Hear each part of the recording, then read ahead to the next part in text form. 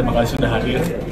Jadi pada acara malam ini kami dari Panitia U20 Indonesia mendapatkan kehormatan menerima Pak Gubernur dan juga Pak Wagub di dalam acara yang juga di-host oleh Pak Gubernur DKI, yaitu Welcoming Dinner. Jadi seperti kita ketahui, U20 Indonesia sudah dimulai.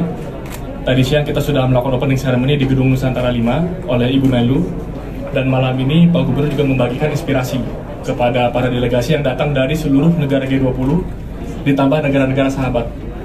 Jadi tujuan dari acara malam ini adalah untuk memberikan inspirasi juga dan menunjukkan keberagaman yang ada di Jakarta sebagai ibu kota Indonesia. Besok juga akan dilanjutkan dengan kegiatan di mana para delegasi akan dibawa keliling, baik itu ke Jakarta International Stadium dan juga naik pinisi di sekitar pantai di utara, kemudian juga ke Masjid Istiqlal dan juga katedral. Dan setelah nanti rangkaian acara di Jakarta selesai, kita akan bawa delegasi-delegasi dari seluruh dunia ini ke Bandung untuk menuntaskan Deklarasi Pemuda Dunia, yang harapan kami nanti juga akan dituntaskan dan diserahkan kepada Pak Presiden pada saat upacara penutupan. Jadi ya itu, malam ini kita sudah mendapatkan kesempatan Pak Gub dan Pak Wagub juga untuk bertemu langsung dengan para delegasi. Tadi sempat berkenalan juga dengan para head delegates dari seluruh negara-negara yang hadir. Dari saya itu saja untuk menjelaskan acara ini secara singkat. Terima kasih. Terima kasih Bung Michael dan teman-teman semua delegasi Indonesia di dalam pertemuan Youth 20. Jakarta berbangga ada anak-anak muda yang bisa mewakili bangsa ini bersama-sama dengan perwakilan anak-anak muda di seluruh dunia membicarakan tantangan bersama. Ini adalah sebuah kesempatan di mana anak-anak Indonesia, anak-anak muda hadir menunjukkan bahwa mereka adalah warga tiga strata. Mereka adalah warga Jakarta, mereka adalah warga Indonesia, dan mereka adalah warga dunia. Dan hari ini di kota Jakarta mereka membicarakan strata yang ketiga, persoalan dunia, dengan delegasi dari berbagai wilayah dunia. Saya tadi bertemu dengan mereka yang perjalanan sampainya ke Jakarta mungkin sebagian lebih dari, ada yang sampai 30 jam untuk sampai ke tempat ini.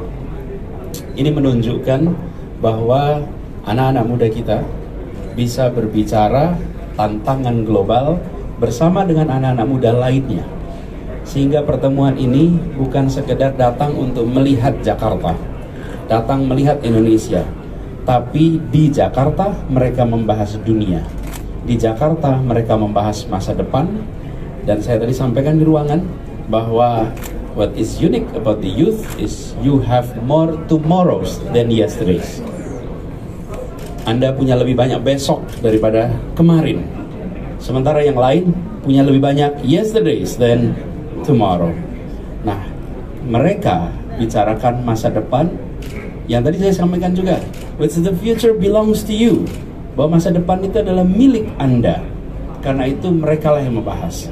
Dan tadi saya pesankan, bahaslah tema-tema yang mungkin di arena-arena dan forum-forum lain sulit untuk dibicarakan.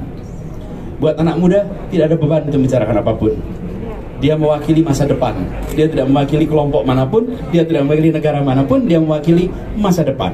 Sebagai perwakilan masa depan, mereka berhak dan harus membicarakan hal-hal yang sulit dibicarakan di forum-forum yang lain.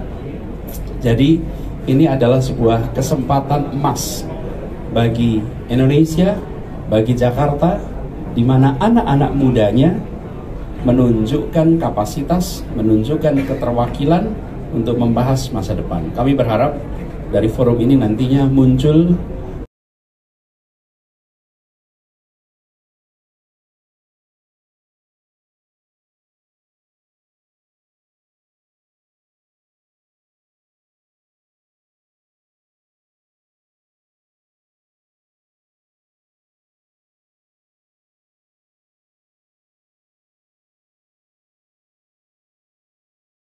gagasan, ide yang pulang oleh semua delegasi sebagai pesan Jakarta, sebagai pesan Indonesia. Dan disitulah letak kekuatan sebuah pertemuan. Saya meyakini pertemuan hari ini yang dilakukan anak-anak muda itu akan membekas, dan jejaring yang tumbuh akan punya dampak bertahun-tahun ke depan. Mereka hari ini disebut sebagai anak muda, besok mereka memberikan sambutan mewakili pemerintah manapun, mewakili generasi manapun. Jadi gantian posisinya. Dan saya berharap peran sejarah ini dimainkan dengan baik. Kami di Pemprov DKI Jakarta mendukung penuh kegiatan ini, dan kami ikut memfasilitasi. Tapi yang lebih penting lagi, kami bangga dengan anak-anak muda Jakarta. Kami bangga dengan anak-anak muda Indonesia, dan kami berharap mereka nanti bisa membuat seluruh delegasi punya kesan yang impresif tentang Jakarta, tentang Indonesia. Itu aja dari saya. Pak, cukup ya? Output yang diharapkan, Pak, hasil konkretnya yang diharapkan dari pertemuan Y20 ini apa, Pak? Silakan, Pak. Oke, mungkin saya jawab. Jadi kita ada 4 isu prioritas yang diangkat di U20 Indonesia tahun ini. Yang pertama itu soal tenaga kerja pemuda. Jadi kita bicara masa depan dunia kerja dan social protection net seperti apa yang dibutuhkan untuk pemuda-pemuda zaman sekarang. Karena banyak yang bekerja di lapangan sektor informal dan non formal. Yang kedua, kita juga mengangkat topik transformasi digital. Tentu kita semua melihat bahwa transformasi digital sedang terjadi, sangat masif, semua bergerak ke ekonomi digital. Dan yang ketiga, soal keberlangsungan planet. Jadi planet yang berkelanjutan dan layak huni, topik ketiga kita. Dan yang keempat adalah keberagaman dan inklusi. Nah, dari semua topik itu kita memunculkan rekomendasi-rekomendasi kebijakan yang disusun dalam satu bentuk dokumen. Kita sebut komunike, atau sederhananya adalah deklarasi pemuda dunia. Itu akan ditandatangani bersama-sama, dan kita berharap dapat diserahkan kepada Pak Presiden, karena itu ada tradisi di U20 dari tahun ke tahun. Dan PR-nya memang setelah sudah ditandatangani, bagaimana caranya kami pemuda-pemuda termasuk panitia U20 Indonesia mengawal agar ini menjadi kebijakan yang diadopsi, dibahas di level pertemuan kepala negara di Bali nanti. Supaya pada saat kepala negara berkumpul nanti bukan hanya membahas isu-isu global yang sedang terjadi sekarang, tapi perspektif pemuda untuk masa depan, seperti tadi yang disampaikan oleh Pak Gubernur. Dan kita juga berharap, kenapa kami U20 Indonesia juga banyak acara dengan para pemerintah daerah, termasuk di DKI Jakarta, Jawa Barat, dan lain-lain. Karena kita juga melihat pentingnya ada peran pemerintah daerah untuk bisa melakukan follow-up tindak lanjut dari ide-ide pemuda dunia. Jadi kita harus bumikan ide tersebut, usulan kebijakan tersebut, bukan cuma antar negara, tapi di dalam Indonesia, di pemerintah pusat, dan juga pemerintah daerah. Itu kira-kira konkret yang akan kita lakukan. Terima kasih. Manis, kalau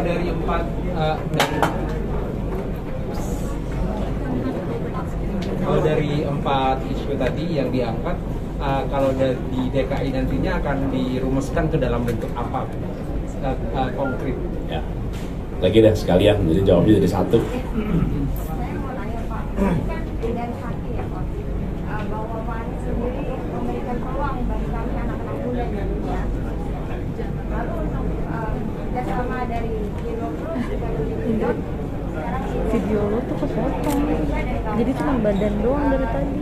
kira-kira kami kerjasama juga kemarin Pak Jokowi sedang berusaha mendamaikan antara Ukraina dan juga Rusia. Lalu bagaimana peran kami sebagai Dia jadi berantem. orang-orang Indonesia ini memberikan Oke. pesan dulu? Siap. Gini, Satu lagi, Pak, sekalian boleh, Pak? Anda udah tadi. Satu lagi, Pak. Pentingnya, satu, Pak. Pentingnya literasi keuangan di tengah investasi bodong, Pak. Silakan, Pak. Dan TV bisnis, Pak. Mohon maaf, Pak. Ya, anak muda suka sering terjerumus. Iya, Pak. Silakan, Pak. Ya, ini namanya ujian memori. Ini pertama tadi mengenai komunike. Komunike apapun yang nanti dibuat itu perlu dilaksanakan, dan untuk dilaksanakan dia harus dikerjasamakan dengan semua pihak. Jadi kami di DKI siap untuk bekerja sama dengan delegasi U20 Indonesia untuk melaksanakan komunike yang tadi akan disepakati. Itu nomor satu. Jadi kami punya komitmen itu, kita siap untuk mendukung, kita siap untuk kerja bersama. Dan tadi disampaikan soal tantangan, kolaborasi, dan lain-lain. Saya ingin garis bawahi sebentar soal komunike. Jangan pernah anggap sepele sebuah komunike. Kalau Anda datang di pertemuan tanggal 29 Oktober tahun 1928, pada waktu itu tuh 3 kalimat itu kelihatan kayak nggak ada apa-apanya. Dan semua orang, Anda rapat 2 hari ngasilin cuma 3 gitu. Tunggu 3 kalimat itu gitu. Okay? Hari itu dianggap sederhana, tapi hari ini kita menengok itu keputusan besar. memutuskan 3 kalimat itu. Berbangsa satu, bangsa Indonesia, bertanah air satu, tanah air Indonesia, berbahasa persatuan, bahasa Indonesia. Itu kelihatannya pada tanggal itu sederhana. Jadi jangan pernah anggap remeh sebuah komunike ya, yang hasil formulasi kesepakatan. Itu juga sekarang. Mungkin hari ini kelihatan just another document, but they are making history.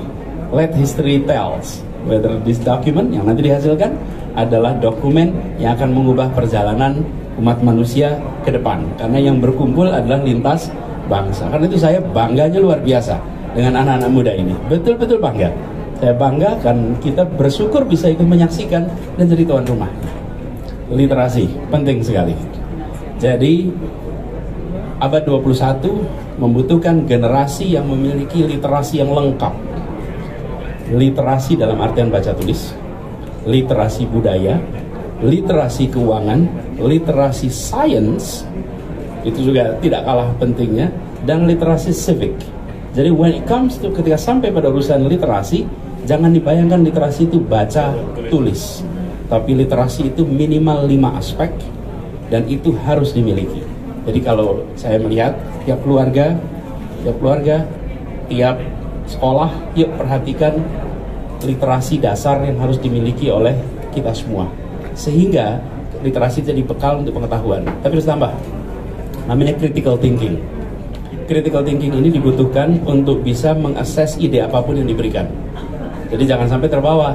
Kalau ada tawaran-tawaran, kalau ada critical thinking, tawaran yang nggak masuk akal itu langsung batal. Batalnya oleh siapa? Oleh critical thinking. Yang membatalkan critical thinking. Semua ide-ide yang ekstrim di bidang keuangan itu batal oleh critical thinking. Jadi perkuat literasi, perkuat critical thinking, insyaallah aman. Gitu ya. Makasih ya. Thank you.